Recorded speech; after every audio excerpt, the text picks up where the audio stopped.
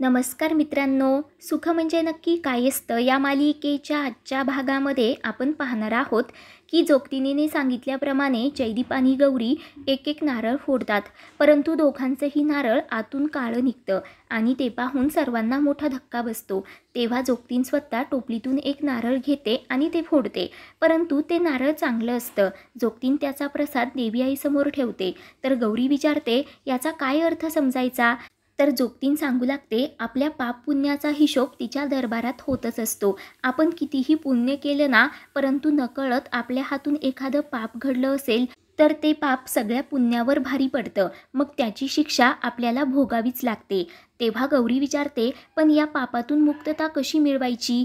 तेव्हा जोगतीन सांगते, मागच्या जन्माचं पाप या जन्मात फेडावं लागतं आणि या जन्माचं पुढच्या जन्मात। तिच्या दरबारातील न्याय आपल्या सर्वांच्या समजण्याच्या पलीकडे आहे, परंतु काहीतरी अघटित घडणार आहे। तर गौरी म्हणते, काही पण घडू देत, पण मी त्याचा सामना करणारच। तेव्हा जोगतीन तिच्या पिशवीतून 2 धागे बाहेर काढते आणि म्हणते, हात पुढे करा।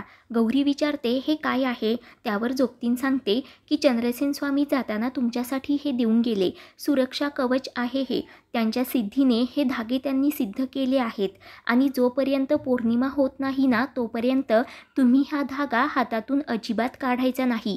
म्हणून आता जोगतीन जयदीप गौरीच्या हातामध्ये तो धागा बांधते आणि म्हणते, एका जन्माचा प्रश्न नाही हा, तर जन्मोजन्मीचा प्रश्न आहे आणि फक्त तुमच्या दोघांचा नाही, तर आजूबाजूंच्या सर्वांसाठीचा हा प्रश्न आहे। तर गौरी विचारते, पण पुढच्या पौर्णिमेचा संकेत काय आहे। तेव्हा जोगतीन लगेच डोळे झाकून घेते आणि म्हणू लागते, चित्तरूपेच्या मंगलपाया वहा श्रद्धेनं मलमल माया। तेव्हा ते कोडं ऐकून जयदीप गौरी धक्क्यानेच एकमेकांकडे पाहू लागतात। तर इकडे शिर्के पाटलांच्या वाड्यावर आश्रमातील काही लोक डोनेशनसाठी आलेले असतात।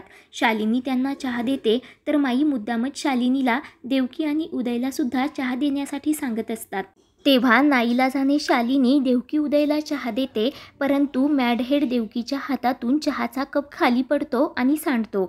तेव्हा देवकी मोठ्यानेच ओढून म्हणते, थांबा थांबा, मी पुसून घेते, परंतु शालिनी म्हणते, नको, तुझ्या पायाने घरभर चहा होईल, त्यापेक्षा मी कपडा घेऊन येते आणि पुसून काढते। तर देवकी नकार देत असते। तर माई म्हणतात, अहो त्या एवढं म्हणताय तर त्यांच्या इच्छेनुसार होऊ द्यात, तुम्ही थोडं शांत व्हा। तेव्हा देवकी मनाशीच म्हणते, आता होईल त्यांच्या इच्छेनुसार, परंतु नंतर त्या आम्हाला काही सोडणार नाहीत। तर शालिनी लगेच कपडा घेऊन येते आणि तो सांडलेला चहा पुसू लागते। माई मुद्दामच म्हणत असतात, सुनबाई जरा नीट पुसा बरं, नाहीतर मुंग्या व्हायच्या। तेव्हा आश्रमातून आलेले ते लोक म्हणत असतात, कमाल आहे, आमदाराच्या घरात वाढलेली मुलगी, परंतु घरातील छोटी मोठी कामं पण किती मनापासून करते, असं आजकाल कुठे बघायला मिळत नाही। तेव्हा ते ऐकून देवकी आणि उदय खूप हसू लागतात। त्यानंतर रात्री शालिनी सर्वांना जेवण वाढत असते। मल्हार सांगतो, माई आजचा सगळा स्वयंपाक शालिनीनेच केला बरं का। तेव्हा आता अंबाबाईचा उदो उदो करत सर्वजण जेवायला सुरुवात करणार, परंतु तेव्हाच जयदीप मोठ्यानेच ओढून म्हणतो, थांबा, कोणी पण खाऊ नका। उदय विचारतो, का। देवकी म्हणते, अहो भाऊजी खाऊ द्या की, खूप भूक लागली आहे। तर जयदीप म्हणतो, शालिनी वहिनी, तुम्ही तुमचं पण ताट वाढून घ्या। शालिनी सांगते, तुमचं सर्वांचं झाल्यानंतर मी जेवेल की, परंतु जयदीप म्हणतो, नाही, आज सर्वांच्या अगोदर तुम्ही जेवायचं आहे। शालिनी विचारते, का, काय झालं। जयदीप म्हणतो, समजेलच, एक काम करा, तुम्ही इथे माझ्या जागेवर बसून जेवा। म्हणून जयदीप खुर्चीवरून उठतो आणि शालिनीला त्याच्या खुर्चीवर बसायला सांगत जेवण करण्यासाठी सांगत असतो, परंतु शालिनी मात्र शांतच असते। ते पाहून माई विचारतात, काय झालं, आमच्याशिवाय तुझ्या घशाच्या खाली घास उतरेना झाला का। तेव्हा जयदीप म्हणतो, नाहीच उतरणार, तुम्ही त्यामध्ये काही टाकलंय। तर शालिनीला मोठा धक्काच बसतो। गौरी विचारते, तुमच्या त्या बाबांकडून तुम्ही कोणतं औषध आणलंय का, की तुमच्याकडील विषच तुम्ही त्यामध्ये टाकलं आहे। तर माई म्हणतात, म्हणे मला एक संधी द्या, या असल्या नालायक बाईला आपण संधी द्यायची। तर जयदीप शालिनीला म्हणतो, आता करा सुरुवात। तर आता शालिनी मुकाट्याने जेवण करू लागते, तर सर्वजण एकटक तिच्याकडे पाहतच राहतात। शालिनी रडतच म्हणते, होते मी नालायक, माझ्यावर विश्वास ठेवावा असं कोणतंही काम मी आतापर्यंत केलं नाही। अहो मी तर आहेच वाईट, परंतु तुम्ही सर्वजण शहाणे आहात ना। तुम्ही मला एवढी मोठी शिक्षा दिली, गावातून माझा अपमान केला, धिंड काढली, परंतु तरीही मी एका शब्दाने तुम्हाला काही बोलले का। नाही ना, कारण मलाही माहीत आहे की मी चुकले आणि मला त्याचा खूप पश्चाताप होत आहे. त्या पश्चातापाची आग मला आतून जाळून खाक करत आहे. परंतु तरीही तुम्ही माझ्यावर संशय घेतलात. तुमच्या नजरेमध्ये मी एवढी वाईट असेल तर मला सांगा, मी आता काय करू? मी असं काय करू म्हणजे तुम्हा सर्वांचा पुन्हा एकदा माझ्यावर विश्वास बसेल?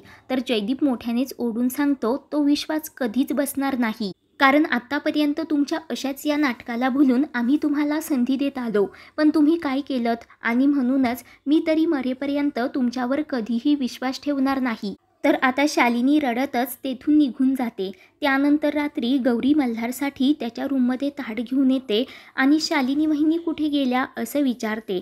त्यावर मल्हार सांगतो की त्या घर सोडून गेल्या. तर गौरी धक्क्यानेच विचारते, काय मल्हार दादा, तुम्ही त्यांना थांबवण्याचा प्रयत्न का नाही केलात आणि हे सगळं आम्हाला येऊन का नाही सांगितलं?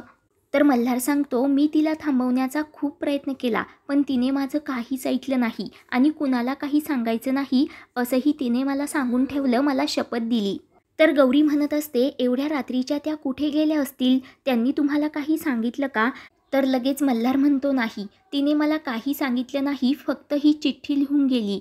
तर गौरी विचारते, त्या चिठ्ठीमध्ये काय आहे? मल्हार सांगतो, मी नाही वाचली, कारण शालिनीने मला शपथ घातली आहे की सकाळ होईपर्यंत ही चिठ्ठी तू वाचायची नाही. तर गौरी विचारते, म्हणजे तोपर्यंत तुम्ही असेच बसून राहणार आहात का? आता ती चिठ्ठी उघडा आणि वाचा. तर मल्हार म्हणतो, नाही गौरी, मी तिची शपथ नाही मोडू शकत. त्यावर गौरी म्हणते, पण त्यांना जर काही झालं ना तर तुम्ही आयुष्यभर पश्चाताप करत बसाल.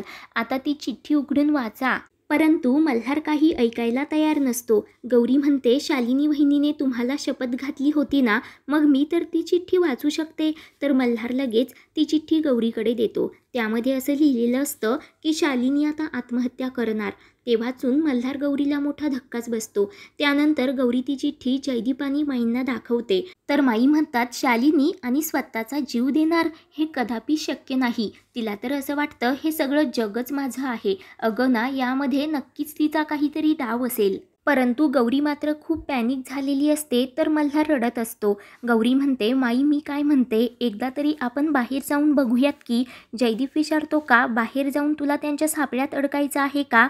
तर माई म्हणतात, उद्या सकाळपर्यंत जर ती घरी आली नाही ना तर आपण पोलिसांना कळूयात. म्हणून माई जयदीप झोपण्यासाठी जातात. परंतु गौरी मल्हारला म्हणते, मी तुमची साथ नाही सोडणार. शेवटी त्या आपल्याच घरातील व्यक्ती आहेत ना. म्हणून आता गौरी आणि मल्हार शालिनीचा शोध घेण्यासाठी बाहेर पडतात. तर इकडे शालिनी एका अडगळीच्या रूममध्ये आलेली असते आणि वर दोरी बांधून ती फास तयार करते व स्वतःचं मुंडकं त्यामध्ये घालत म्हणते की आता बस झालं, नाही सहन होत. म्हणून आता शालिनी स्वतःला संपवणार. त्याच वेळेला गौरी पळतच तिथे येते आणि म्हणते, शालिनी वहिनी थांबा. परंतु तोपर्यंत शालिनीने गळफास घेतलेला असतो. पुढील भागामध्ये गौरी शालिनीला घरी घेऊन येते, परंतु विश्वास बसावा म्हणून शालिनी अंबाबाई समोरील दिव्यावर स्वतःचा हात ठेवते. पुढील भागांच्या अपडेट्ससाठी चॅनलला सबस्क्राईब करा.